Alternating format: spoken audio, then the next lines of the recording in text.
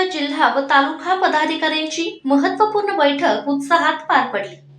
यावेळी उपाध्यक्ष माजी सैनिक सिद्धू शिंदे यांनी एकजुटीतच आपली शक्ती या विषयावर मार्गदर्शन केले। एकजूट हीच आपली शक्ती आणि संघर्ष हाच आपला मार्ग आहे। बैठकीत मांडलेले मुद्दे एका कर्मचाऱ्याकडे एकापेक्षा जास्त टेबल असल्याने कामाचा अतिरिक्त ताण, अधिकारी वर्गाकडून अपुरे सहकार्य, माहिती अधिकाराची भीती घालणे, कार्यालयात व्हिडिओ शूटिंग, अरेरावीची भाषा असे प्रकार घडत आहेत। कर्मचाऱ्यांच्या अडचणी जिल्हाधिकारी यांना निवेदन देण्याचा निर्णय घेण्यात आला। यावेळी जिल्हाध्यक्ष रवींद्र हराळे यांनी कार्यालयातील अडचणींसाठी पुढील योग्य दिशा देण्याचे आश्वासन दिले।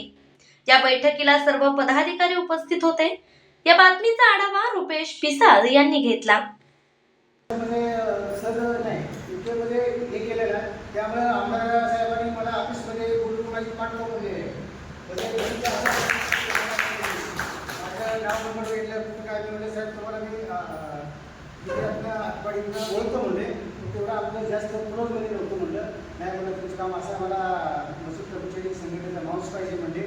तर मी साहेबांना एवढं सांगितलं की कुठलीही अडचण असू द्या सगळ्याला म्हणजे पब्लिकमध्ये अनाऊन्स करून सांगितलं मी रात्र दिवस मला मोबाईल चालू आहे, तुम्ही कधी फोन करा महसूल येण्यासाठी।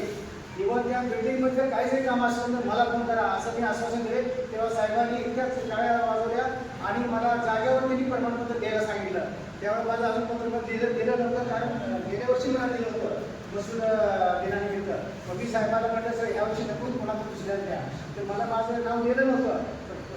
आमदार साहेबांनी सांगितलं या मेजरला द्या म्हणून, परत माझं नाव दिलं गेलं। पण इथं आपण काम करायची आपल्याला चांगली मत आहे, हे असं वातावरण आहे।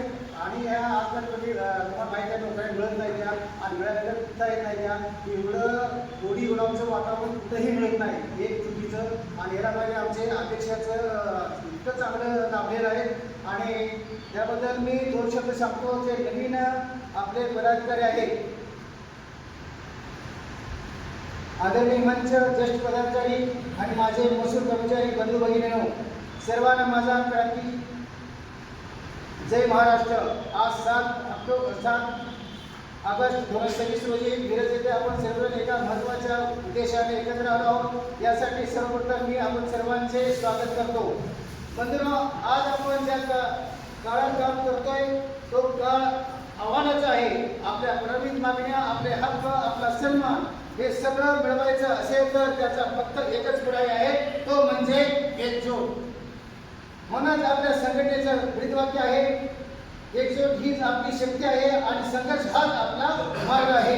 एकीचे बळ मिळते फळ। आपल्या मराठीमध्ये एक सुंदर म्हण आहे, एकीचे बळ मिळते फळ। विचार करा, एक गाडी सहज मोडता येते, 10-12 गाड्या एकत्र केल्यानंतर मोडता येत नाही। तसेच आपण प्रत्येक तालुका, प्रत्येक विभाग वेगळा विचार करून लढलो तर आपला आवाज ऐकू जाणार नाही।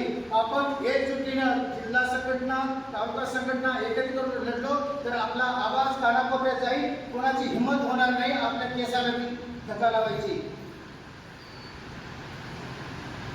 आपण जर मिरज, सांगली, इतर बाकी तालुक्यामध्ये जे व्यासपीठावर आपली जी शासन चालले आपल्या मागण्याच्या गांभीर्याने विचार करावा, कारण तो फक्त एका कर्मचाऱ्याचा आवाज नसतो, तो संपूर्ण महसूल विभागाचा आवाज असतो। केळी आणि द्राक्षाचे उदाहरण घ्या, ज्या केळीचे एकत्र बाजारमध्ये घड असतो त्याची किंमत इतकी असते आणि केळी त्या घडापासूनची केळी वेगळी केलेली असते, त्याला कोणी हात पण लावत नाही। तसंच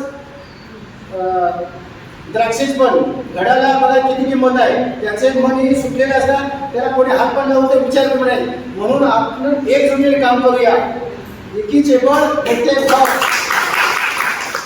नवीन जन्मलेल्या माझ्या तरुण बंधूंनो, मी एक सोपे उदाहरण देतो। तोच घड कुठला, एक केळी, एक द्राक्ष वेगळी केली तर त्याची किंमत होते का?